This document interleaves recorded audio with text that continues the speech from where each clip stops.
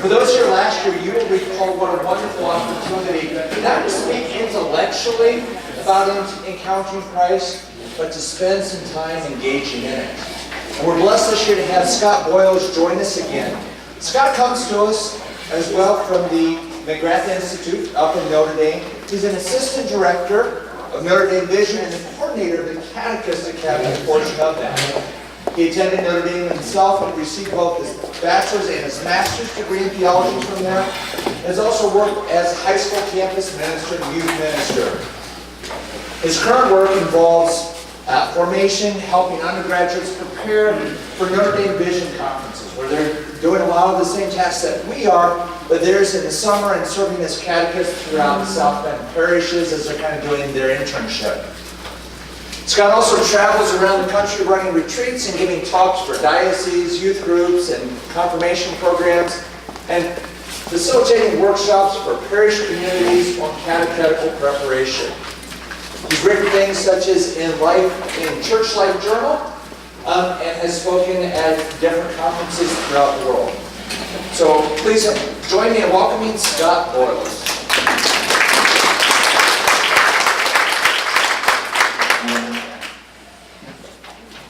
Okay, I think it's recording. How's everybody doing today? Pretty good, awesome. It's a real delight to be here. This was actually the same room that I presented in last year. Who was here last year? Who heard me speak last year? Woo! Okay, welcome back. So you weren't scared away by that. Who's new? Who's new to the conference this year? Who hasn't been here? Wonderful. Well, welcome. It's good to be with you. Just a little bit more background information about me. I'm actually from Cincinnati originally. So anybody know Cincinnati or traveled there, been there? You know. What's that?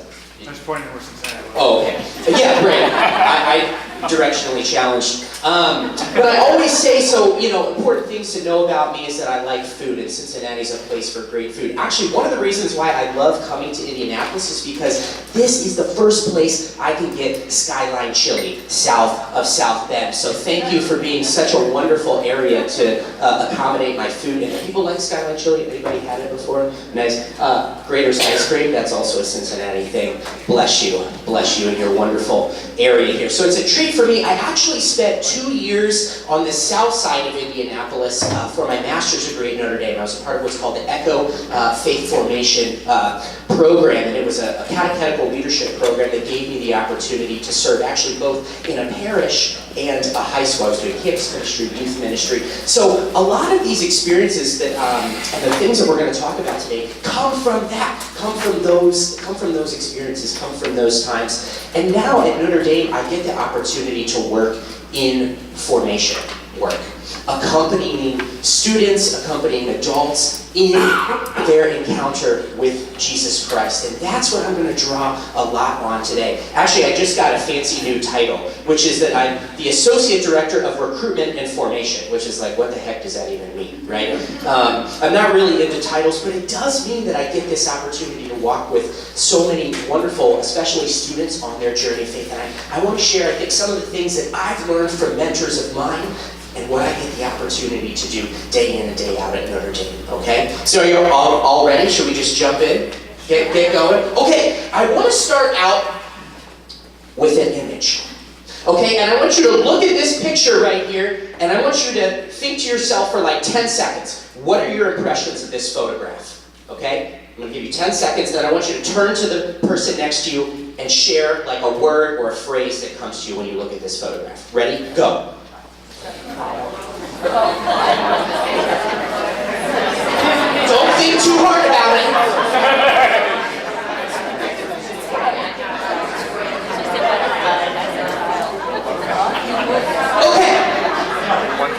Okay.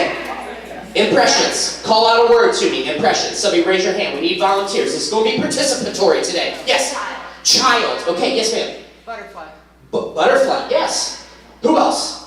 The more the better. Yes, sir. Color. Color. What's that? Springtime. Who else? Come on, more. I know we had more. Yes, sir. Or ma'am, excuse me. Imperfect. Imperfect. Okay. Yes, sir. Simple. Simple. Yes, ma'am. Flight. Flight. Yes, ma'am. Sweet. Sweet. Anybody else? A few more? Volunteer, yes ma'am. Boys and Girls Club. Boys and Girls Club. Okay. Great. I want to tell you a little bit more about this photo. Ready? This photo is the last act on this earth of a little girl named Heidi, 5 years old, who drew this right before she passed away from cancer to the spine. Take a second. Look at this photo again. How would you describe this photo now? What are you feeling right now? Take a moment just to think. Just think real quick to yourself. Share with the person next to you. Share with the person next to you.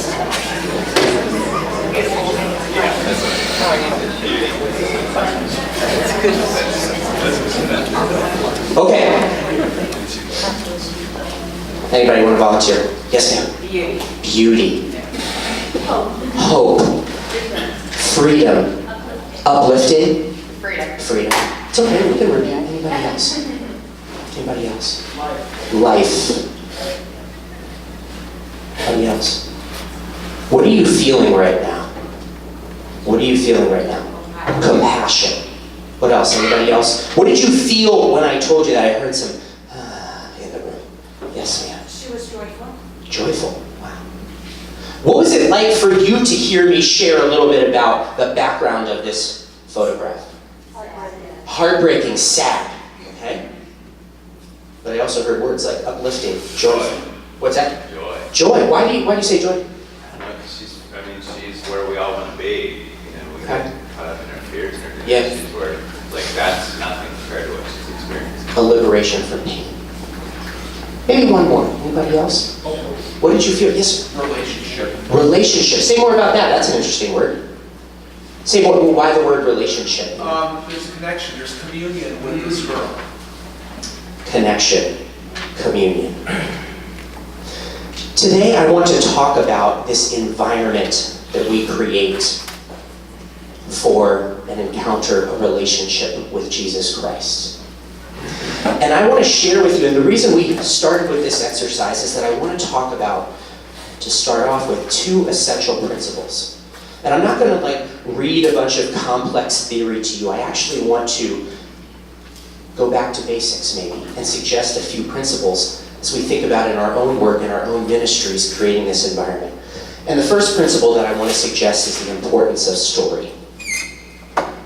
Of an encounter with story. Story, as we just saw, changes us. Once we hear somebody's story, it's impossible not to, we can reject it, or we can accept it. We can let ourselves be moved, be transformed by that story. And if we let it, it can do something to us. It can cause us to see differently, to respond differently. As you just saw, our language even changed once we saw that story, once we heard a little bit more about this photo. Now, I want to share this quote with you. It comes from a philosopher at Notre Dame. I promise I will not quote philosophers for the rest of this presentation, okay? But I think it's a really important thing to think about. We can only know what to do and who we are if we know what story we inhabit. That is to say, where we ground ourselves, what stories we tell ourselves, what stories we hear, guides how we act, how we are in relationship with one another, how we encounter one another. And I think we know this. I want to offer you another photograph. Can anybody guess who these 2 people are? My parents. And what do you think is happening in this photo? When was this captured? On their wedding day. And Tim O'Malley talked a little bit about his, I'm not married. Spoiler alert. Aww. I was hoping for a little more compassion. Okay. That's fine. Nobody cares. That's fine. Okay. I'm just teasing. Let me ask you this. Why do 2 people get married? Because they love each other. Okay, great. feel that love for one another? How many of you are married in here? Woo! How many people in here sometimes get mad at their spouse? Sometimes frustrated at their spouse? How many of you are like frustrated at your spouse more than you're happy with it? Don't actually answer that. Put your hands down. I don't want to out anybody in here. Okay, love, I think that's right, but I think there's something deeper. Because we don't always feel joyful, happy, in love with our spouse. I think there's something about the sacrament of marriage that's deeper. Anybody want to take a guess? Like, what do we do in the sacrament of marriage? Yes, ma'am. We make a commitment to Whoa. each other, whether it's the times and the bad times. I didn't pay you to say that right now. Commitment, right? Showing up. Even when we don't feel like it. And so I want to offer this next sort of simple point to you about creating an environment of encounter.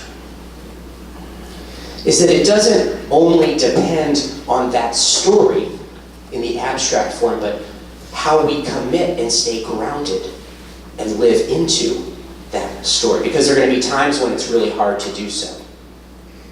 There are going to be times when we don't feel like it. But we have to make a commitment to continue showing up. So I want us to keep thinking about those principles, those two words, story and commitment, as we journey together, really for the rest of this day, but especially here in our session together. So I want to actually amend what the philosopher Alistair McIntyre said. We can only know what to do and who we are if we know what story we inhabit and commit to. I've added my name here. That's the only time my name will appear alongside Alistair McIntyre's. That's it. And now people are taking pictures.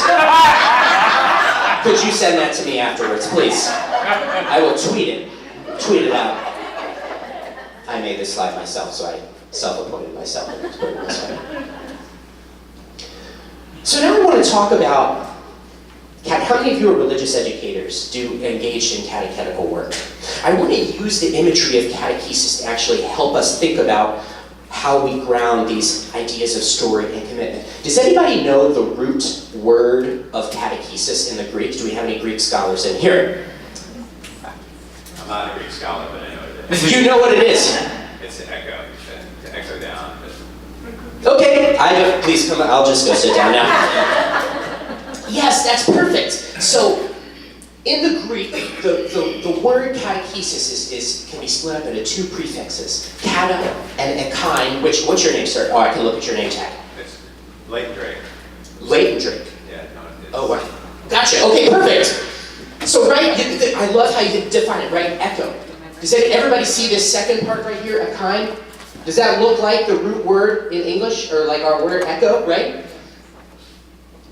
Quite simply translated, when we break it down, the word catechesis, this idea of passing on and sharing the faith, can be broken down very simply to resound or echo deeply or thoroughly. And I'm going to connect that here in a second. Why is this important to think about? Like in this idea of creating an environment of encounter. That fundamentally what we are doing is echoing thoroughly and deeply a story, a commitment. To what are we echoing? What are we pointing people towards? What's the essential task of it? What are we called to do in our own work, in our ministries? What are we called to echo deeply or thoroughly? This is not a rhetorical question.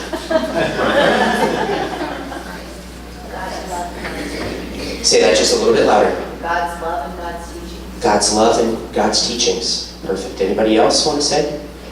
The person of Christ. The person of Christ. And I saw this guy over here just said Jesus. There is power in the name of Jesus. That's what I think about whenever the name. I also have a soundtrack in my head like all the time. So what you don't know is behind everything that I'm saying, there's just different songs popping into my head. I'm exercising restraint right now tonight. Yeah, right? I went to the Catechism. Anybody familiar with this wonderful book, this big book, the Catechism of the Catholic Church? Some of you are like, I've never looked in that book ever. But it's really got some beautiful things to say about, I think, our task in sharing the faith. At the heart of catechesis, really in all of our ministries, in all of this work that we're doing, we find, in essence, a person. The person of Christ, the person of Jesus Christ. To catechize is to reveal in the person of Christ the whole of God's eternal design, reaching fulfillment in that person. And it continues. Catechesis aims at putting people in communion with Jesus Christ, because only He can lead us to the love of the Father in the Spirit and make us to share in the life of the Holy Trinity. This is primarily Christ's work. It is Christ's word, as Tim was talking about so beautifully, that is the source, the essence of all that we do. And we are the ones who get the sacred task, the sacred responsibility of echoing that word. One more image to kind of really bring all of this together.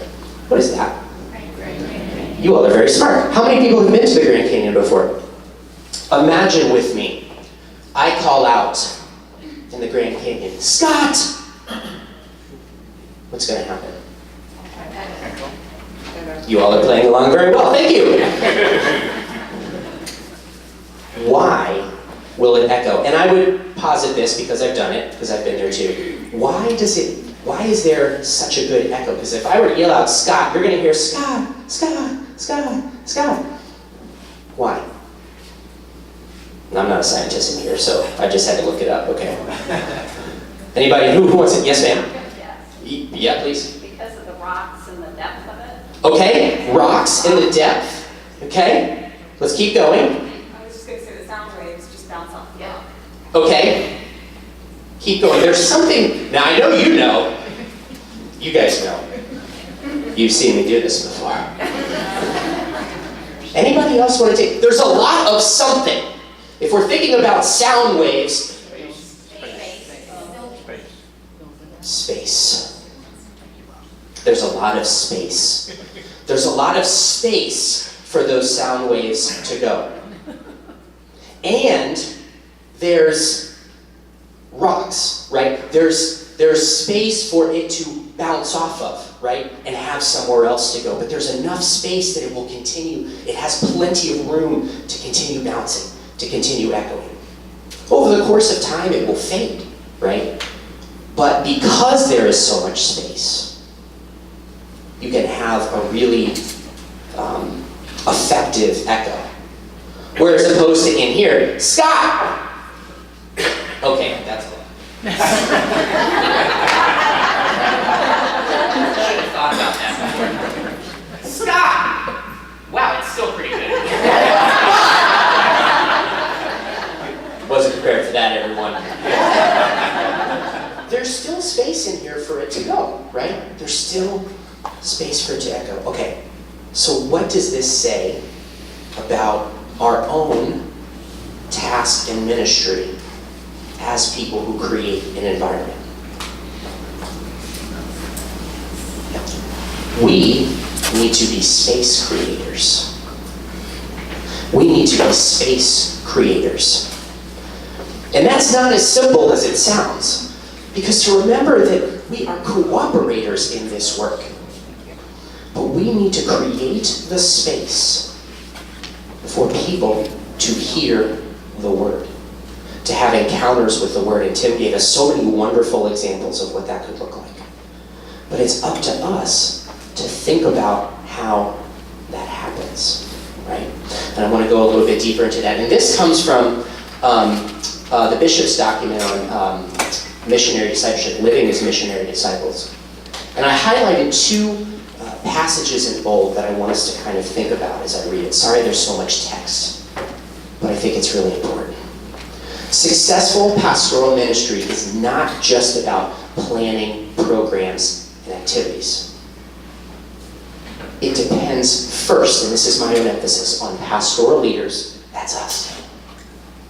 Ongoing conversation and daily personal encounter with Christ, allowing the Holy Spirit to inspire and lead all ministries towards witness and discipleship, whether in liturgy, preaching, catechesis, and education, administration, works of mercy, focused on the dignity of the human person and care for the poor. Does anybody want to help me distill that a little bit? What do you see, what do you hear in that little selection of text? Anybody want to just start the conversation? What do you hear about our task of creating an environment, this task of ministry and catechesis, as the bishops noted right here? Yes? Here, it's not so much the quantity, but the quality. Okay. So there's an aspect of quality to this, okay? Yes, sir. Inspire and lead as we do that through Christ, through the Holy Spirit. Mm-hmm. Right, like this isn't just our work. It's not just about the lessons we plan. I mean, it is, but it's not first about that. It's not just about that. I saw another hand. Yes, ma'am. That we need to work on ourselves before we can help others, like putting on our own oxygen mask before we help the kid beside us. Beautiful. That's a great image. Did everybody hear that? We have to put on our own oxygen masks first. Last year, sorry, I didn't just mean to inhale right there. But I was thinking last year I talked about the importance of breath. And I think when we think of the Holy Spirit, that ruah, the breath, it's important to, how do we literally breathe with Christ, breathe with the church so that we can be filled, so that we can share that rice, that life. We have to know what that is first. We have to know what that space looked like, what those walls. Chesterton had this beautiful image, G.K. Chesterton, about the faith, dogma, and our faith and the traditions of the church as walls of a playground. How do we create a playground for our students, our adults, the people that we minister and work with? How do we get them to desire this God who wants to approach into relationship with them? We can only lead if we know first where we are going. Yes, ma'am? The word evangelization keeps popping in my mind. Beautiful. Catechism or catechism and evangelization kind of marrying them together. Wonderful. Yes, the idea of sharing the gospel, right? Just evangelizing, spreading the word, inviting, causing people to desire this relationship, to want to be in relationship, to want to engage with the church and all that she has to offer, the sacraments, the life of prayer, the works of mercy, ministry to the poor. Do we know that ourselves, though? So that we can create that environment for others. It demands something of us first. It demands work on our part first. Every Christian, this comes from Pope Francis, Evangelii Gaudium. Every Christian, all of us, can be missionaries to the extent that he or she, that we have encountered the love of God in Christ Jesus. If we're going to create that environment for others, I hope we know a little bit about that love to be able to speak to it. Because that's going to make our ministry, our evangelization, our catechesis, our accompaniment bear fruit, because it comes from an authentic place. Can I tell you a quick little story about me? And I'm going to summarize pretty much 28 years of my life into maybe 3 or 4 minutes. We'll see how well I do. How I learned all of this, or my journey through this, and kind of my own witness and what that's taught me about accompaniment of others. So, growing up, I did not think that I measured up to others. I played sports. I was not very good at sports. I had many friends, though, who were very good at sports. I was the kid who, I played soccer. Guess how many goals I scored on the soccer field my whole soccer career? 25. No, thank you, Paul. I appreciate that. 1. Played basketball. Yeah, played basketball. Guess how many baskets I scored in my entire basketball career? 1. My coach, Tom Grant, I was a swimmer. I spared you from my Speedo pick. See me after, I think I have it on the computer. I was a cute kid, I think. My coach, Tom Grant, was like just happy if I made it to the end of the pool. I was the kid who lived for what comes after the game, which those of you who have children, you know what comes after the game. It's snack time, baby. That's what I'm saying. Sun-kissed, orange slices, I'm all about that. And I kind of just had in the back of my mind this narrative because I saw so many of my friends who were, really successful. And I love sports, but that just wasn't my thing. I had a great respect for my friends who did that, but that's what I chose to commit to at that time. And I just was like, man, I don't measure up. And so I have this little voice in the back of my mind that's just like, man, you're just not as good as X and X, so-and-so, so-and-so, so-and-so. And I take that all the way to high school, and I'm going to share with you just a little event that just summarized this pretty concretely and unfortunately cemented this little narrative into my head. So I'm out to eat with my brother and my aunt back in Cincinnati. We're sitting there waiting for brunch, and this woman comes directly up to my brother and says, I'm just going to use you as an example. You are beautiful. Have you ever thought about being a model? Totally true story. Totally true story. And my brother is like,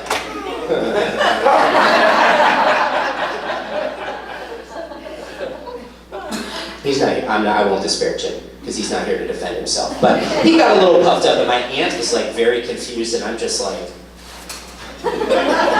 So she mumbles a few things, and she hands him her business card and just walks away.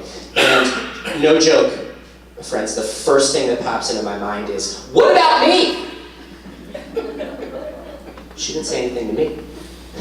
Was I not come on, my brother and I are from the same family here. But then I have this little voice in the back of my mind, she didn't say anything to you. She didn't say anything to you. You must not be as good looking. You might just not measure up. That little voice that I think sometimes we all have in our own ways. And that just stayed with me.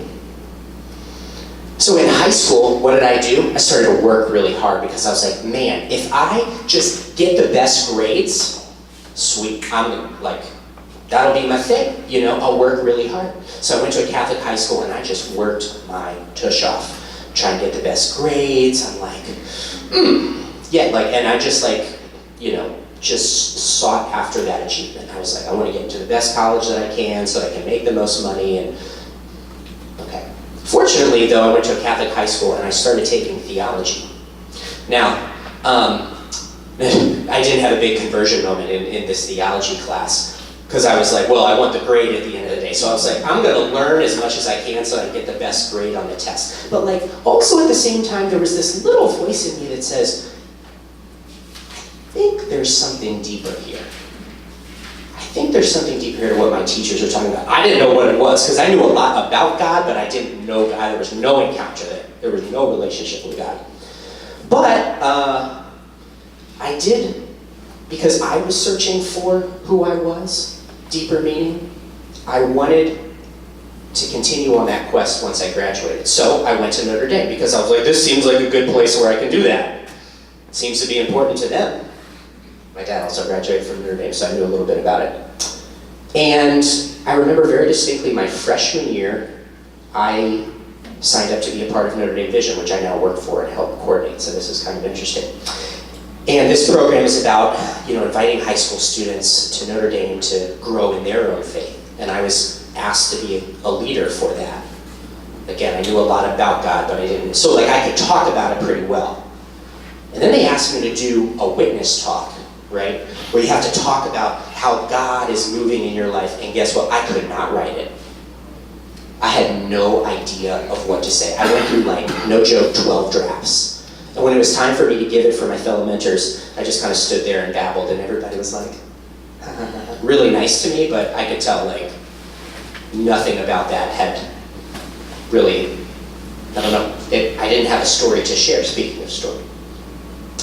So, but I'm still, like, intrigued. I'm still wrestling, because I'm like, even though I haven't gotten there, I think that there's something deeper here.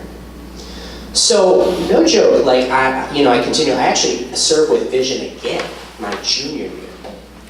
And it comes to my senior year, and I'm still in this kind of same place. I'm doing the achievement thing. I'm still trying to say, okay, what am I going to do afterwards? And I come across, I just happen to be with some friends of mine, and yeah, I'm watching a movie, okay? I'm watching a movie, and does everyone know this movie? Just so, I mean, we can kind of Lion King. Has anybody not seen The Lion King in here? You don't want to? Bishop, you've not seen The Lion King? Oh. It's pretty good. So I'll talk just a little, okay, so real quick, I'm going to go through it real quick. So there's Simba, right? And he's the son of the king whose name is? Mufasa. Okay, Mufasa has a brother named Scar wants to be king, but Simba is the rightful king, right? Okay, so Simba's going to become the next king. That's his destiny, right? And there's that little scene where it's like, everything the light touches will be yours, right? But Scar has a plan to, like, kill Simba. Okay, so to try and get Simba out of the way to try and get to the throne. Well, what happens is, so he tricks Simba right into playing into that kind of dangerous area. Mufasa, being the ever-attentive king that he is, though, is able to save Simba from this sudden stampede of, do you remember? Wildebeest, right? And he saves Simba, and just as he's leaving for his escape, he's climbing up this hill, and who's waiting up at the top? Scar. He's like, about ready to get over, and Scar does what? Gets him, throws him down, right? Kills him. Okay, so Simba, though, blames it on himself, and he leaves the community, right? And he's ostracized. He doesn't feel like he measures up anymore. Sounding familiar? Okay, thank you for tracking. So Simba goes off into the wilderness and he meets Timon and Pumbaa, right? And then he meets a very wise baboon named, do you remember? Rafiki, yes. And this is your favorite movie? Great, mine too. So they go, so Rafiki's like, come with me, right? And he goes to the water. Okay. Goes to the water. And when he's there, it's a classic Disney moment. Mufasa, like, the image of him, like, appears in the clouds. And you hear the words of Mufasa in that moment. I'm going to try and do my best James Earl Jones, right? Here we go. Simba, you have forgotten who you are. And so, forgotten me. Look inside yourself. You are more than what you have become. You are my son, and the one true king. Oh, thanks, guys. But no joke, I'm watching this movie, and I'm like, wait a minute. Hold on. And like the pieces, all this stuff that I had learned about theology, all these questions that I had in my mind, these insecurities, it all came together as I was thinking about it afterwards. It didn't come to me right away. It wasn't like some, woo-hoo. But like, so I was doing my reflection, things like that. I was like, Simba is the son of a great king, the son of a great father. I am the son of a great father. I'm the son of a great king. And at that moment, because I was actually preparing to give another talk, the story, remember that principle? The story clarified for me. The story clarified for me. I have a place in God's story. That was the first part. And then I started to do more talks. Because I could start to articulate. I didn't have like a relationship yet. I didn't have quite a sense of what this looked like to be living this out, this life of faith, but I knew that I had a place in God's story. So I started to go around and talk to like youth groups about their own place in God's story using this kind of little vignette for my own life. And I didn't stumble across this next picture until literally a few years later. This was after I graduated from college. This, you might be able to guess, is at the day of my baptism, right? Look at how my mom is looking at me. Pretty awesome, right? I have done nothing to deserve this.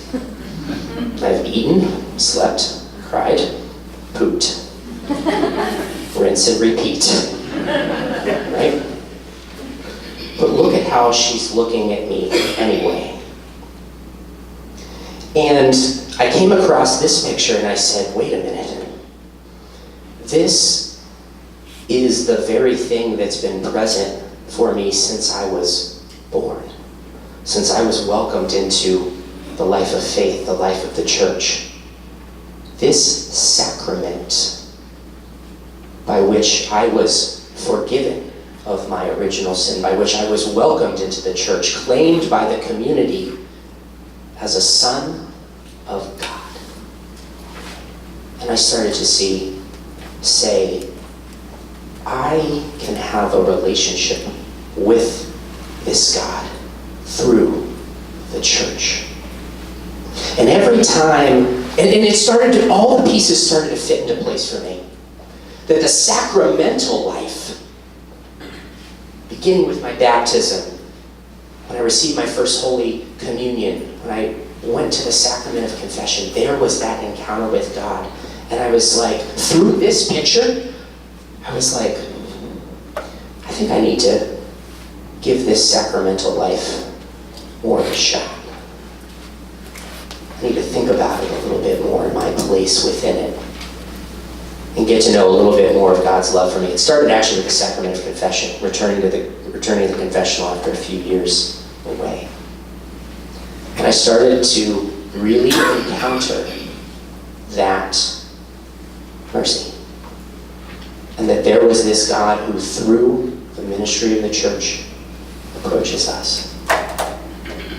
In the person of the priest, is there, offering his love and mercy and inviting us into relationship. The environment for encounter. And so I started to think to myself, well, maybe I can share this with others better now that I know this encounter better. And so I just started to think, like, what happened here? What was really important for me? Images. Right? Images, words. Through these different moments, through the Lion King, through a recollection of my baptism, through this photo, I had these like little inroads to appreciate the beauty of the church and God's life for us. So I started to think to myself, and the various things that I was doing. By this point, I'm back at Notre Dame starting to minister with ND Vision and work with high school students, work with college students, is how can I invite them into this truth? Especially those who don't understand like I did. I should try and be a bridge builder, a space creator, to use language that can speak to them, to use images that can speak to them. I can really only be like a John the Baptist that points the way through those particular moments. A John the Baptist that points the way back to these real moments of encounter in the church, especially the sacramental life, but other things like inviting them into work and service with the poor. And I had to figure out ways to do that, but it started with one foot, very much for myself, encountering Jesus Christ in that story and committing to that story by engaging in the life of the church and the sacramental life. And it was only in that moment that I could go out and share more convincingly and compellingly. And to remind folks of this essential truth from St. Augustine. You've probably heard the phrase, "Our heart is restless, O Lord, until it rests in you." People have heard that. Do you know the first part of that? You have made us for yourself, O Lord. is restless until it rests in you. Do we create that environment for others to remember that fact? Because the stories that I just shared, I think are narratives that maybe you have engaged in or you felt in different ways, maybe similarly, but certainly as well the people you minister to. Because, and here's the thing, because if we don't believe it, right, if we don't believe this truth, then we can't work with those who are trying to encounter it as well. And this is what we've been talking about all along. We have to, how do we take that breath? How do we commit ourselves to the right things so that we can have the energy to go out and create that space for story? But give the people that we minister to the space to enter into that story themselves and to want to desire and commit to that story. That's the essence of this. Like creating an environment is saying, where am I? And how can I share that? How can I share that? Because there are so many obstacles, right? I was just start getting it. So many narratives, right? And I'll just let these images speak for themselves, right? So many narratives that take us away from that essential truth from St. Augustine. You have made us for yourself, O Lord. The environment that we live in seems to be more and more, there are things that are just stacked against us, right? Technology, the environment that creates. Did you know that on the course of an average day, we use our phones 80 distinct times? Over the course of a year, that equates to 30,000 times. On average, we touch our phone 2,617 times per day. Per year, 955,000 times. This is now the environment that we live in. We're drawn into the virtual environment, the virtual reality, where these counter-narratives reign supreme. Where all these things that are good and that we desire, community, connectedness, convenience, happiness, things that speak to us, that we have within the church, are lost. This becomes what's beautiful. This is what we desire. This is the environment we want to live in, instead of this. Instead of this. It's the Basilica of the Sacred Heart at Notre Dame. We want to live here. And I'll just show you again. We want to live here instead of here. And if that sounds ridiculous, the statistics speak for themselves. And I don't want to, I'm not condemning technology, social media. I think it's done wonderful things. But we need to be aware of, I think, how our imaginations are being shaped. These real desires for encounter and story and belonging. How are they getting told? Are they getting told anymore? Because growing up, it took me until literally my senior year of college to really enter into that. And I'm not saying that people didn't tell me, but the environment was really hard for me to remember that. And so,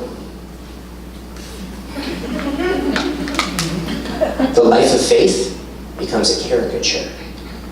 It can become caricatured. And these words, we forget them.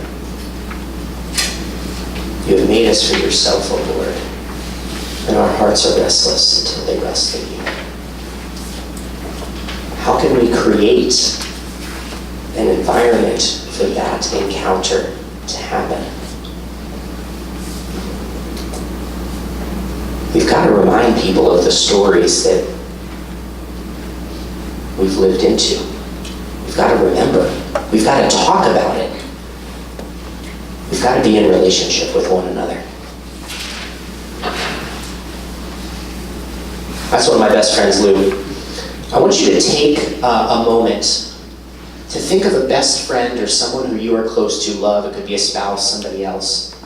What characteristics mark your relationship? Take like just 20 seconds to think about that for a second. What characteristics mark a relationship of somebody who you love, or in close relationship with?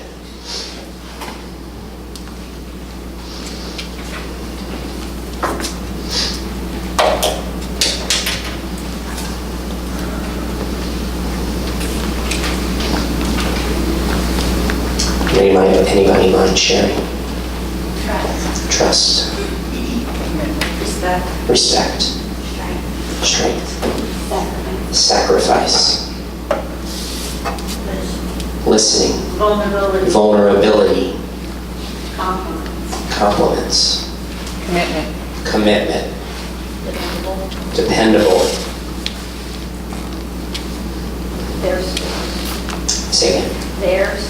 Their story. Any more? Great.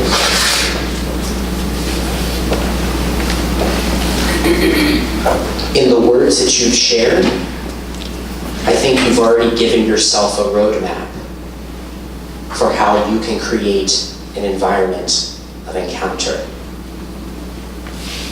Think to yourself for a second, how many of those things that we just named, vulnerability, openness, commitment, their story, describe your own relationship with God?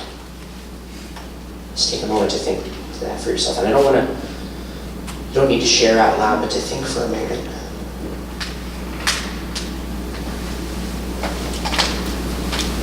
I'll ask you another question. How many of those characteristics that we just named are present in your ministries?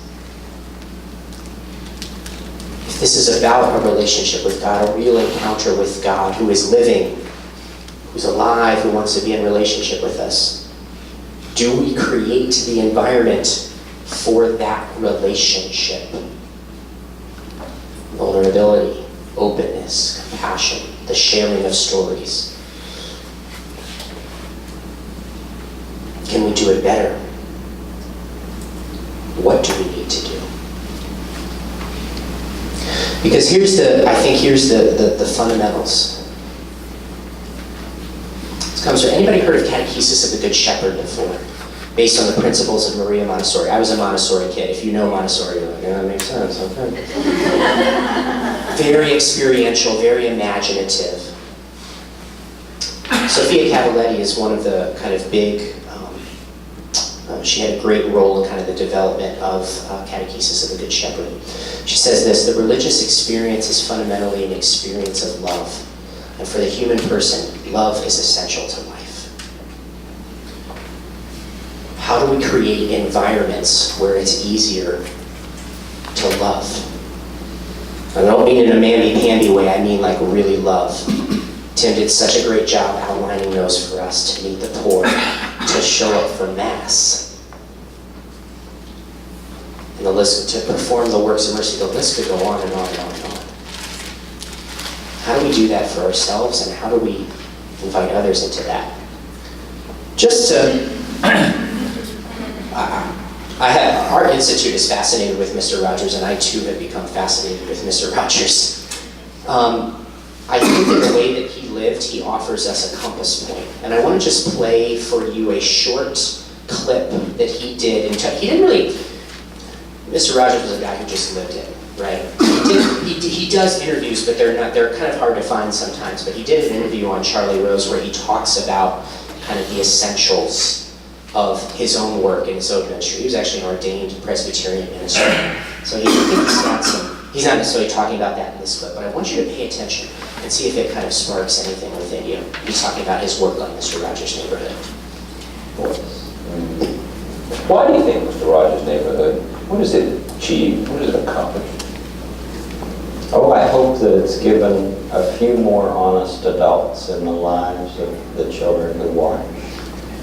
Because I do think that that's a great gift. That if adults can show what they love in front of kids, there'll be some child who'll say, I'd like to be like that. Or I'd like to do that. I remember Yo-Yo Ma being on our program, and he's come to visit several times. And there have been families who have written to us to say that their kids want to learn the cello. Right, because they saw Yo-Yo Ma on the program. Because they saw him love his work on the program. And there's been some basketball players and some sculptors. Oh, I remember in the nursery school where I worked as I was doing my master's work in child development. There was a man who would come every week to sculpt in front of the kids. The director said, I don't want you to teach sculpting. I just want you to do what you do and love it in front of the children. During that year, clay was never used more imaginatively before or after than during that time that he came. So a great gift of any adult to a child, it seems to me, is to love what you do in front of the child. I mean, if you love to bicycle, if you love to repair things, do that in front of the children. Let them catch the attitude that that's fun. Because you know attitudes are caught, they're not taught.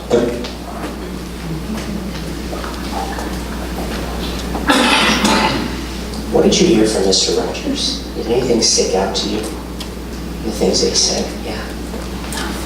Model by your example. Model by your example. He talks about that in a specific way, right? What do we have to show? What we love. Because love transforms. We've got a model for it in the Incarnation. A love that transformed the world. And said that sin and death do not have the last word. And so I wonder if in these times, within the society that we live in, within the church, where there are so many forces that can threaten to drown out the narrative of God's salvific love, of his redeeming love, how can we raise our voices, go to the top of the mountains and shout that this is an experience of love? Because love attracts. I think that's what we long for. How can we, and again I'll circle back to the beginning, what are the stories that we live in?